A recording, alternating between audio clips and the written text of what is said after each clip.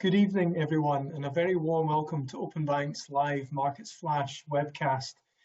This is the first webcast of this kind that we've hosted for our clients in Germany, the Netherlands, and Portugal, and so we're delighted that you've joined us this evening. The purpose of this webcast is to complement the regular market updates we provide to clients over email, but we hope this will be a very interactive session, so please do submit any questions you have, and we'll of course answer them.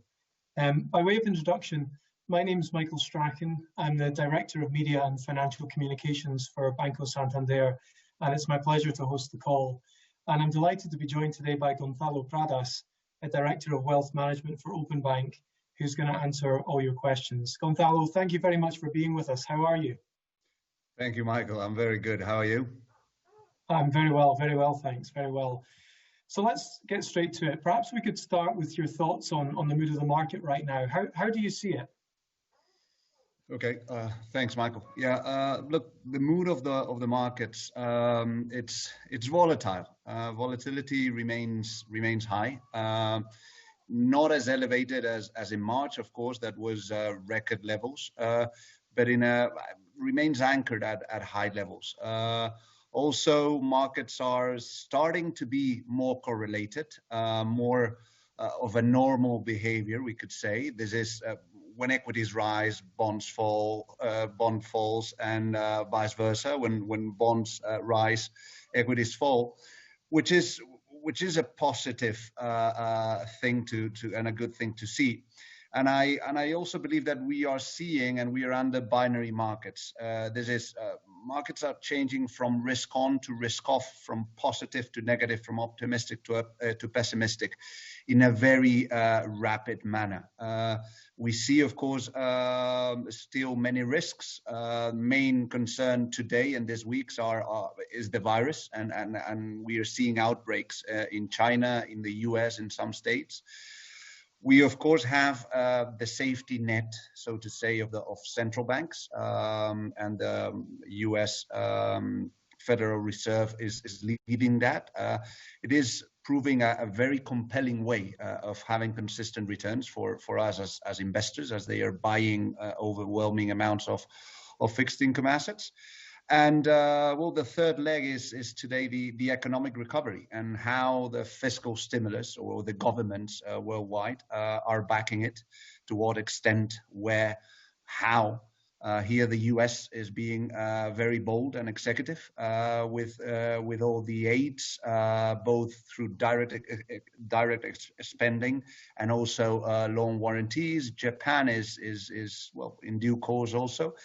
In Europe, we are seeing some different behavior, but we expect the same way and road that the US is following to happen in Europe. Okay, thank you. What's the current position of your strategies at the moment, Gonzalo? Look, I talked about binary markets and how they're changing from risk on to risk off. So what we would like in such a situation is be on attack mode for the days in which markets have a more positive stance, and be on a defense mode when they're moody. So what are we doing first? Being extremely diversified. Our positioning today is extremely diversified. We can see now in the screen what is our positioning right now, and I believe it's as diversified as it has been. Second, we've reduced risk in a good way, in a significant manner 4 weeks ago, and we have also increased duration, which is we are using government bonds as an anchor for those bad days or negative days in markets. The positioning is working. We are comfortable with it. This week we have done a marginal tweak, is increasing the exposure to high yield bonds in 1%. But as I said, extremely diversified, I would say. And could you tell us a little bit about how the strategy's played out? I mean, obviously it's been a remarkable few months, but how are things performing over the course of the crisis? Yeah. Well, first, and going back to February, what I have to say is that we suffered larger drawdowns that we would have expected in any given circumstance, in any market circumstance, and that we acknowledge it. Second, we haven't recovered, as we can see in the graph, 100% of losses, but we have recovered a good 75 to 80%, which makes us feel confident that is working. Whatever we have been doing since March is working. First, trying to exploit the recovery through risk, and that is equities and corporate bonds, and now with that more defensive positioning. And being all this said, I believe that what we have done is defended value for our clients. Of course, with that fall that we see in the graph, you can argue what value have you defended? We have defended it by not materializing the losses, which is a very important concept in black swan scenarios like this one. We're still working on recovering every loss, of course, that we had endured due to COVID-19, and I believe that if we continue with this proper return risk ratio for the mid and long term, we would be in the 100% of recovery. I expect and I hope that that will come soon. Okay. One of the questions that we often get asked is, when is the right time to start to invest? When's the best time to invest, particularly if you're a new investor and you haven't invested before? What advice would you give to somebody in that position, and what would you say would be the right time to start investing? Yeah, well, it's a very good question and a common one, of course. First, investing is playing or managing uncertainty and managing what you don't know and the unexpected. So trying to time when I invest, when I de-invest, when I get in the market, when I get out of the market, for us, it's something that bears a lot of risks. So if you know the risk you want to assume and you have an investment objective, and this is for what term, for what time you are investing, the best time is today. There is not that much of a difference between investing today, yesterday, or starting to invest tomorrow. There is a huge difference if you start to invest in 6 months or in 1 year. So today. And I suppose the natural follow-on question from that is about risk, and how much risk is the right amount of risk to take. I mean, do you have a view as to when the best moment is to start increasing risk, or do you see it, a more conservative strategy as being the right approach just now? Yeah, look, we manage our investment strategies through a risk model, an investment risk model, and the risk model tells us what is that markets are expecting for the next 6 months, 12 months, 18 months, and we deem what is appropriate that we want to consume.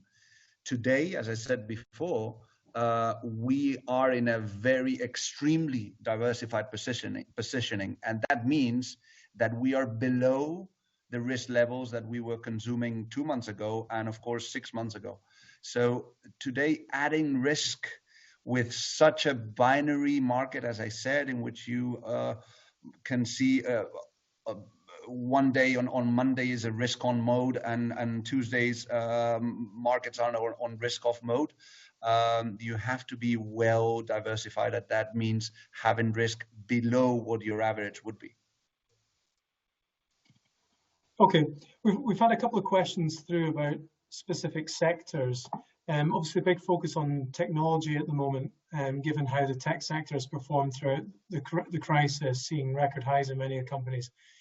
Do you think tech companies are overvalued? Are you concerned that there could be a bubble within the tech sector at the moment? It's a very good question. First thing, and this is a personal opinion, bubbles, trying to argue if there is a bubble or analyze if there is a bubble, you can only do when they burst. And there haven't been that many that have burst, so there haven't been that many altogether. Specifically about technology companies, tech companies, in our view, the evolution makes sense. the very positive evolution that they are having this year makes sense, and makes sense because of three keys. The first one is, and you can argue this, that they have very solid balance sheets. The second one is they are cash generators by definition, and also they are coupled by something that we are seeing today, and we are hosting this webcast through, I believe, Zoom or one of these programs. They are in the positive side of the post-COVID-19 economy. So evolution makes sense. Why would we see overvalue in something that you can very well explain? And then looking at a different sector, what about banks? I mean, banks have had kind of obviously an altogether different experience from tech companies during the crisis. What's happened there, do you think? And what's your views on the banking sector? Yeah, very different scenario, and very different situation. They have been battered and extremely. Look, first, the banking is a very regulated sector. And to a very regulated sector, if you cut the dividend, as they had to do, and it's a proper way of dealing with such a crisis, it could be treated unfairly, of course. But for sure, the punishment has been disproportionate, especially in Europe. There is a sense to that, because Europe is an economy that is very dependent on banks, on absolute and also relative to the US. So there's some reasoning there, but there is no reasoning for such an elevated punishment. They are going to be the sector, the private sector, that will and is today channeling the aids, and that has to be valued by markets. In the last few weeks, we've seen a better treatment of the markets, of this sector in the markets, and they have been one of the main positive catalysts for the good performance we've seen in the last weeks of May and this first weeks of June. Okay, I mean, going back to something that you touched on a little bit at the start in terms of the performance of our own of Openbank's own strategies.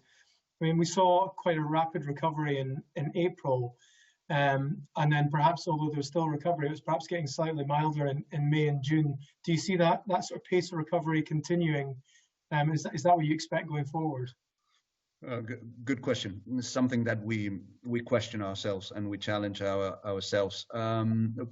April was a month in which you wanted to hold risk because it was paying, and it was just having beta, as we say it, on the market, and it was going to pay.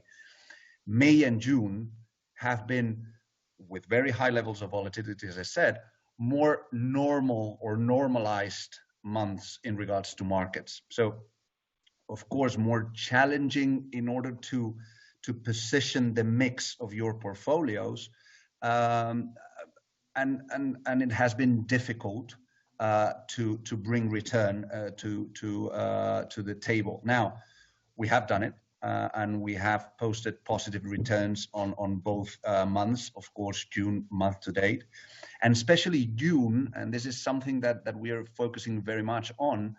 June is giving us much better performance in absolute levels in fixed income, so in the more risk averse side or portion of our portfolios, rather than on equities.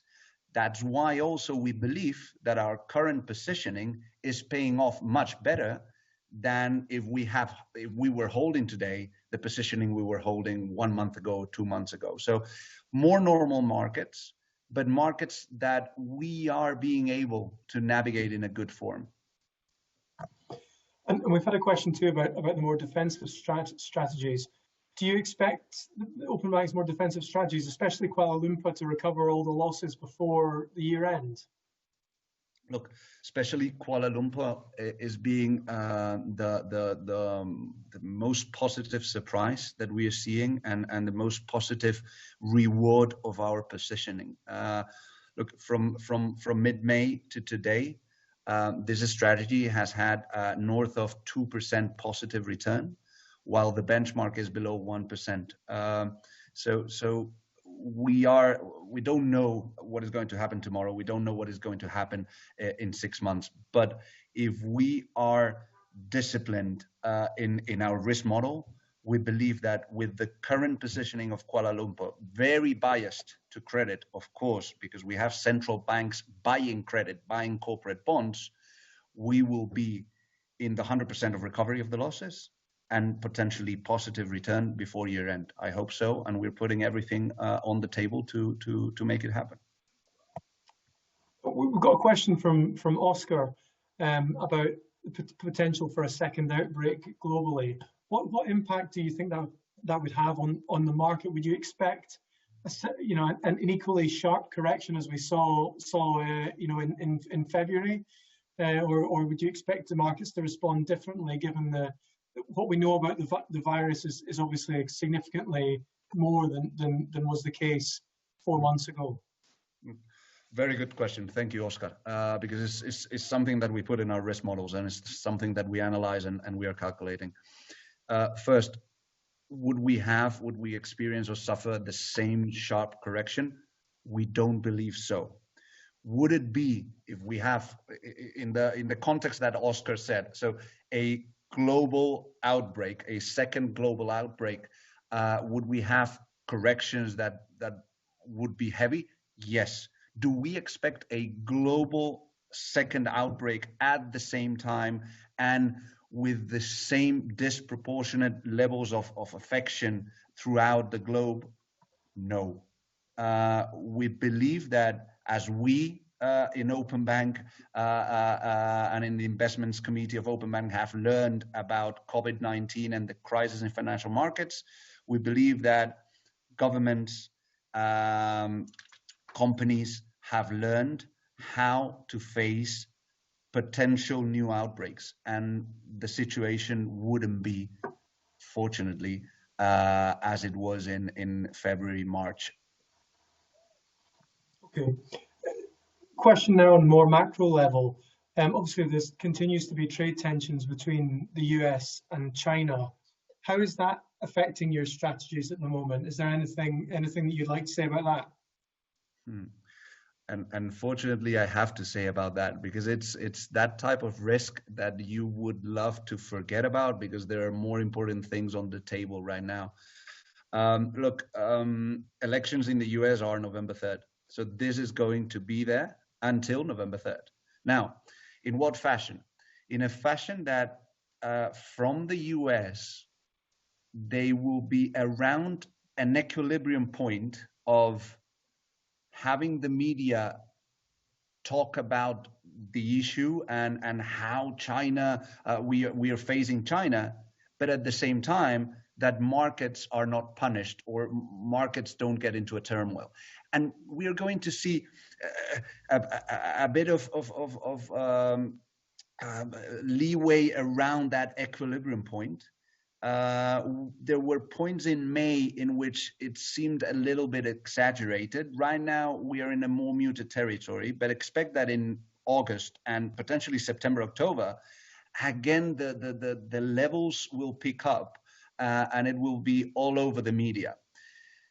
That is affecting us, of course, because it's affecting every single market. It is a global problem, a trade war between these two very largest economies.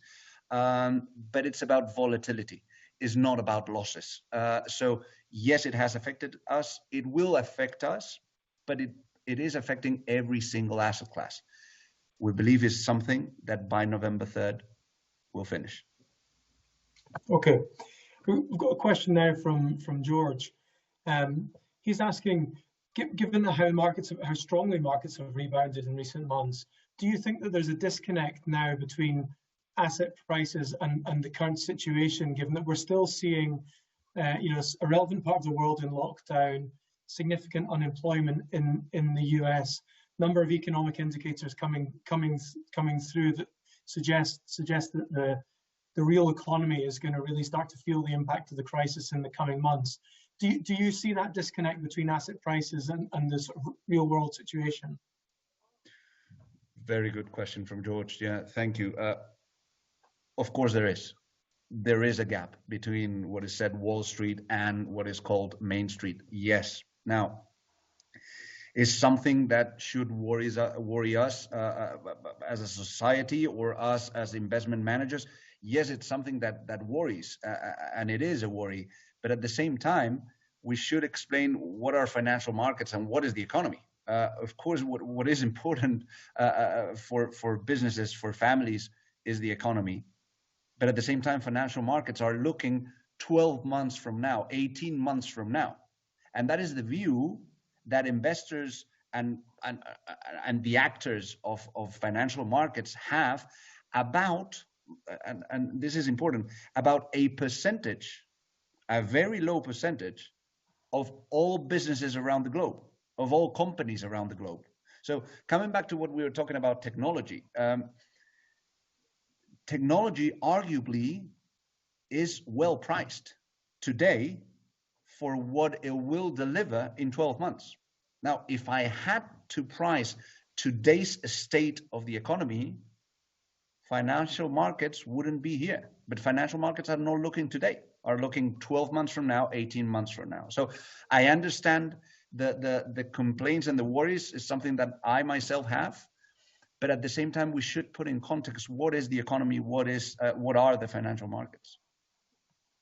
Okay. Another question, this time on ESG. Does it make sense, do you think, to be investing in ESG at the moment, or ESG focused strategies? Do you think do you think there's value there? Do you see it paying? Yeah. First thing, I must start by saying we in the banking industry, in the banking sector, we are unique in building up or creating myths. And the next myth is ESG, which we may know what it is, but it could be translated by many other things. So we call it in Openbank sustainable investing. And sustainable investing, we are very convinced, absolutely convinced, that is here to stay.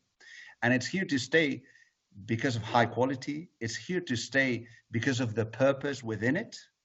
And now there has been a lot of noise and arguments about how sustainable investments have been working in COVID-19. It is too short of a time frame. Yes, they have worked very well and they have performed relatively very well. But maybe the reasons are how battered oil and gas has been, how punished those low quality sectors or low quality companies have been. We should look at 10 years, 5 years back from now. And there you see that sustainability pays off versus traditional investments. So that is the main comparison that we look at. And we will continue talking about sustainable investments because we want everyone to know what is that we're investing on and forget about the jargon that we are unique in creating. And tell me, well, we've touched on ESG. Now tell me, what's your opinion about oil and investing in oil right now? I mean, obviously that's obviously another area that's had a particularly volatile few months. How do you see the outlook for oil? Absolutely. I wouldn't say the opposite to sustainable investments, of course, but it is. Look, oil and gas has been in the epicenter of the storm. It has been the place not to be in many weeks, but also the place to be in some parts of the recovery. So this is the thing about timing, when to be in the market, when to get out of the market. Oil and gas has recovered incredibly solidly in some weeks. Now Brent around $40 per barrel. There was some times in which futures were even negative territory. There's a lot of volatility. A lockdown is obviously very negative for oil, but there are long-term trends which play against oil and gas. So the question here is, are you an opportunistic trader and are you going to invest in oil? The answer could be yes. Now, us in our investment strategies, managed by risk, and for the mid to long term, we don't own oil. And what about other, I mean, safe haven assets such as gold? I mean, does it make sense to be investing in gold right now? Look, in a diversified exposure, not in our opinion. Why would we go to a safe haven asset if we want to manage in the mid to long term the wealth of our clients? It doesn't make sense. It doesn't make sense to put such a heavy anchor on our portfolios. If we want an anchor that pays, we have government bonds that lowers volatility, lowers risk for our clients, but at the same time is paying us and is having a buyer of last resort, which is the any given central bank of any given geography. So if you are investing in a diversified way, our opinion is that it doesn't make sense. Okay, we've got a question here about emerging markets as well. How do you feel about investment in emerging markets at the moment? That you have to differentiate and you have to be selective. We in our portfolios differentiate between Asia Pacific and the rest of emerging markets. And also in a post-COVID trend as we are now, some emerging markets are suffering very much right now. In some emerging markets, winter is coming, and we will see, unfortunately, people, the economy also suffering there. Whereas in China and countries around China, economy is working at 100%, not yet, but it's working, and financial markets are working. So it is a moment to be selective. We are selective, as I said, between Asia Pacific and the rest of emerging markets. And for the rest of emerging markets, we want to implement our strategy through a conservative manager, through an ESG, a sustainable investing bias. And that's why we selected Robeco as the active manager to manage for us that asset class. Gonzalo, thank you very much for joining us this evening. We really appreciate your thoughts. And thank you to everybody for joining us on the webcast. It's the first of these webcasts, and we look forward to seeing you again at future events. So thank you all very much. Thank you, Michael, and thank you, everyone.